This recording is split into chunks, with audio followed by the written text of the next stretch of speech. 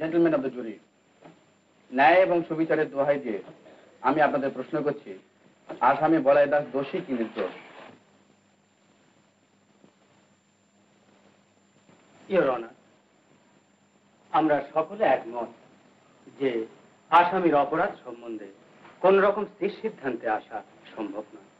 তাই আমরা মনে করি যে সন্দেহের সুযোগে অর্থাৎ বেনিফিট অফ ডাউটের অধিকারে আসামি নির্দোষ।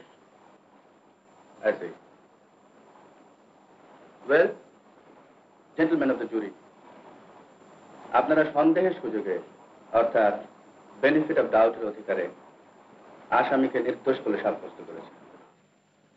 আপনারা বিশ্বাস করেন যে এই মহিলা তার স্বামীকে অত্যন্ত বেশি ভালোবাসতেন বলে, এবং ঠিক আগের দিন ছেলের সঙ্গে স্বামীর ঝগড়া হওয়াতে ইনি ছেলেকেই স্বামীর হত্যাকারী বলে কল্পনা করেছেন মাত্র। কিন্তু আমি মনে করি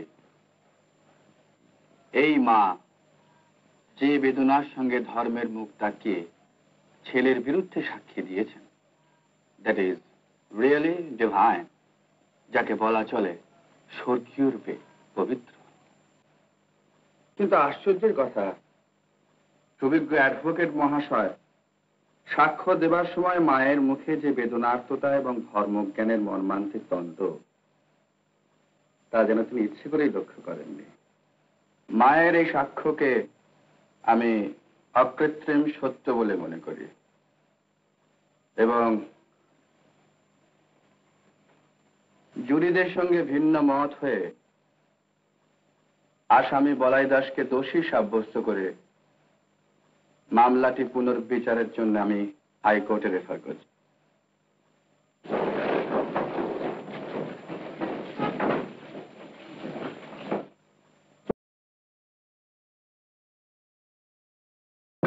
হাইকোর্ট তো ফাঁসির হুকুম দেবেই। তার মা যা বলেছে তাতে ও ছাড়া আর কিছুই হতে পারে না। আচ্ছা, বলতে পারো সংসারে এমন কেউ আছে যার ভুল হয় না?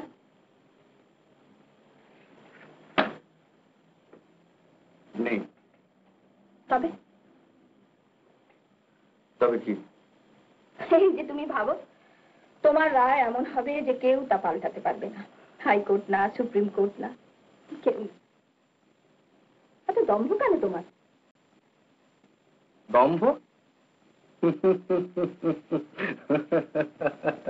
বাহ, এতে হাসির কি আছে? না, মানে তুমি ওই দম্ভ, সুপ্রিম কোর্ট, হাইকোর্ট এসব বললে কি না, তাই?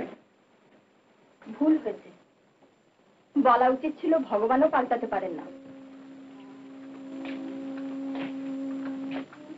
ভুল বুঝো না সুরমা, দম্ভ নয়।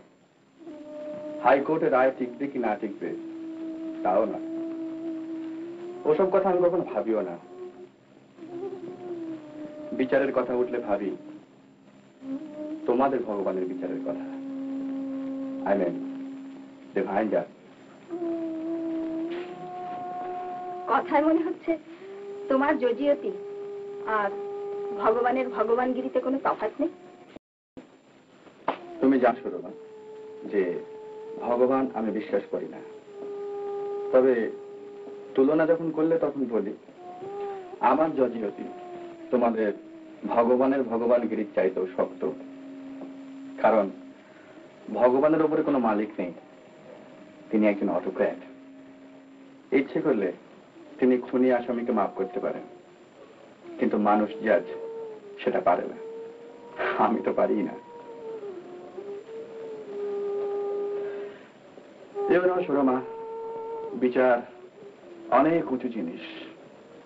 Justice is divine. Justice is no justice unless.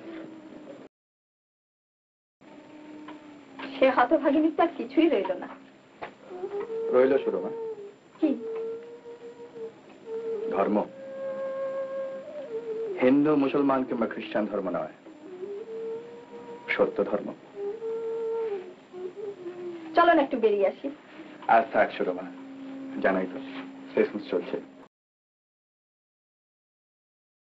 খুন নয় ইওর অনার, আমার মনে হয় এটা একটা বিচিত্র খুনের মামলা।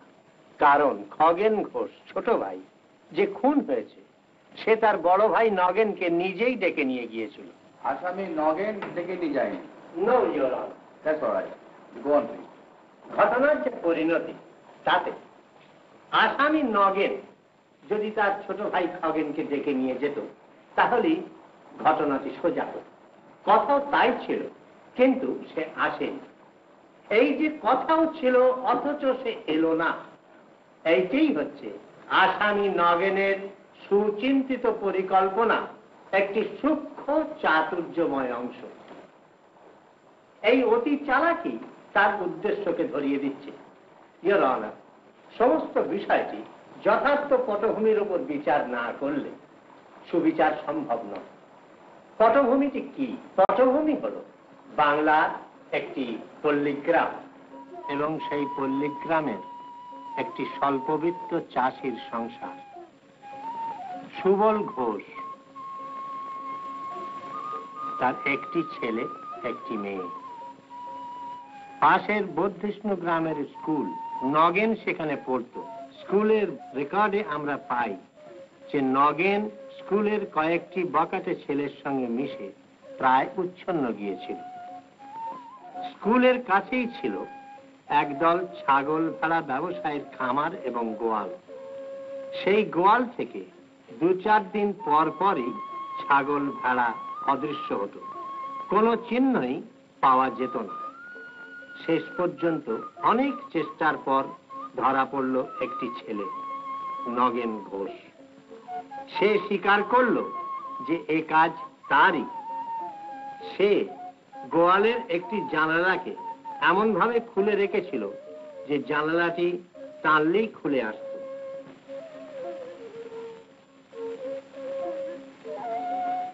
নগেন রাত্রে এই পথে প্রবেশ করত এবং ঘরের মধ্যে ঢুকেই যেটিকে সে সামনে পেত সেইটিকেই মুহূর্তে গলা টিপে ধরে মারত। এই অপরাধ বাপকে এমনই পীড়া দিয়েছিল যে তিনি এই পাপের জন্য ছেলেকে শাস্ত্রবিধি মতে প্রায়শ্চিত্ত করার ব্যবস্থা করেন, কিন্তু ছেলে রাজি হয় না। এই সেই বাড়ি থেকে পালিয়ে যাওয়া ছেলে 12 বছর নিরুদ্দিষ্ট থাকার পর আসামি দেশে ফিরে আসে সন্ন্যাসীর বেশে। নগেনের মা তখন মারা গেছে এবং তার বাপ বংশলোপ হবার ভয়ে দ্বিতীয়বার বিবাহ করে। একটি মাত্র ছেলে রেখে সে স্ত্রীটিও ইতিমধ্যে মারা যায়।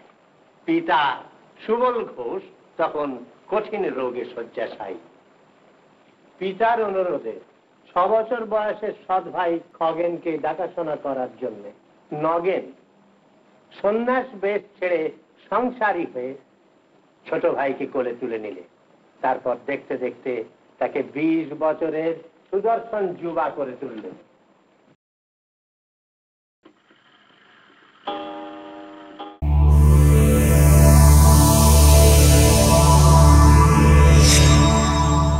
এরকম আরো অনেক সিনেমা দেখতে হলে ডাউনলোড করুন ক্লিক অ্যাপ।